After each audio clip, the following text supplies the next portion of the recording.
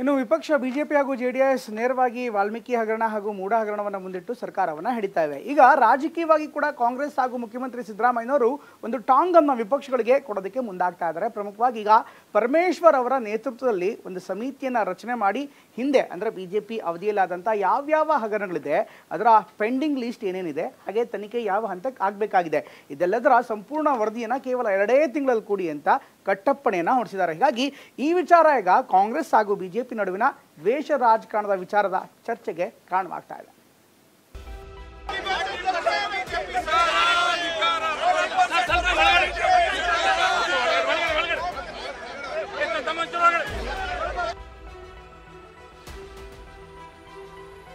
ದ್ವೇಷದ ರಾಜಕೀಯ ಮಾಡಕ್ಕೆ ಹೋಗಲ್ಲ. ತಪ್ಪು ಮಾಡದವ್ರ ಮೇಲೆ ಕ್ರಮ ತಗೊಳ್ತಕ್ಕಂಥ ಕೆಲಸ. ಭಾರತೀಯ ಜನತಾ ಪಾರ್ಟಿಯ ಆಡಳಿತದ ಸಂದರ್ಭದಲ್ಲಿ ಯಾವ ಹಗರಣಗಳು ನಡೆದಿದ್ದಾವೆ ಅವೆಲ್ಲವನ್ನು ರಿವ್ಯೂ ಮಾಡಿ ಜನರ ಲಕ್ಷ್ಯ ಅದರಿಂದ ಬೇರೆ ಕಡೆ ಸೆಳೆಯಾಕ ಈ ರೀತಿಯ ತಂತ್ರ ಮಾಡ್ತಿದಾರಂತೆ ಕಾಂಗ್ರೆಸ್ ಅವರು ಮಾಡ್ತಿದ್ದಾರೆ ಅಂತ ಅನಿಸ್ತದೆ. ಪೇಸಿಎಂ ಅಂದು ಬಿಜೆಪಿ ಸರ್ಕಾರದ ವಿರುದ್ಧ ಕಾಂಗ್ರೆಸ್ ನಾಯಕರು ಸಮರವನ್ನೇ ಸಾರಿದ್ರು. ಬಿಜೆಪಿ ಭ್ರಷ್ಟಾಚಾರದ ಪಿತಾಮಹ ಅಂತ ದಾಳಿ ಮಾಡಿದ್ರು. ರಾಜ್ಯದಾದ್ಯಂತ ದೊಡ್ಡ ಹೋರಾಟವನ್ನೇ ಮಾಡಿದ್ರು. ಪೇಸಿಎಂ ಅಂತ ಪೋಸ್ಟರ್ ಅಭಿಯಾನದ ಮೂಲಕ ಬೊಮ್ಮಾಯಿ ನಿವಾಸಕ್ಕೆ ಮುತ್ತಿಗೆ ಹಾಕಿದ್ರು. ಬಿಜೆಪಿ ಹಗರಣಗಳನ್ನೇ ಅಸ್ತ್ರ ಮಾಡಿಕೊಂಡು ಬೀದಿಗೆ ಇಳಿದಿದ್ರು. ಈ ಒಂದು ಸಮರ ಬಿಜೆಪಿ ಮೇಲೆ ದೊಡ್ಡ ಪರಿಣಾಮವೇ ಬಿದ್ದಿತ್ತು. ಕಳೆದ ವಿಧಾನಸಭೆ ಚುನಾವಣೆಯಲ್ಲಿ ಬಿಜೆಪಿ ಹೀನಾಯ ಸೋಲನ್ನೇ ಕಂಡಿತ್ತು. ಇದೀಗ ಬಿಜೆಪಿಯ ಹಳೆ ಹಗರಣಗಳನ್ನೇ ಟಾರ್ಗೆಟ್ ಮಾಡಿದ ಕಾಂಗ್ರೆಸ್ ತನಿಖೆಗೆ ಹೊಸ ಕಮಿಟಿಯನ್ನೇ ರಚಿಸಿದೆ.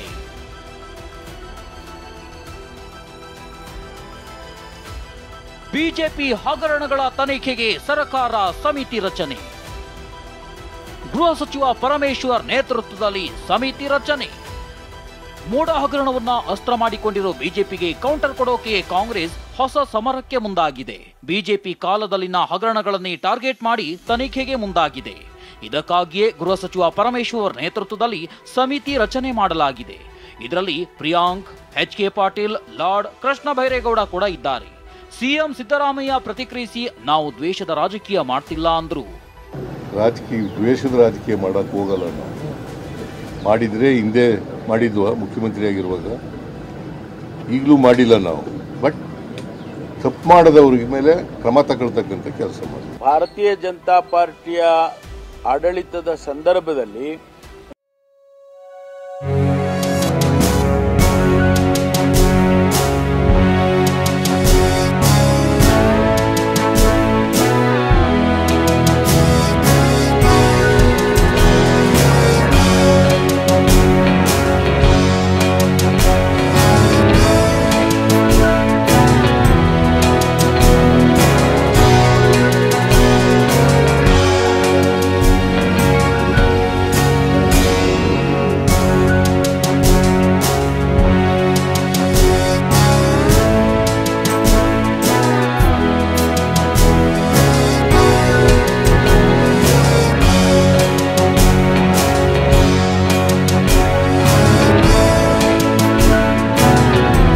ಕಡಿವಾಣ ಹಾಕೋ ತಂತ್ರ ಆಗಿದೆ.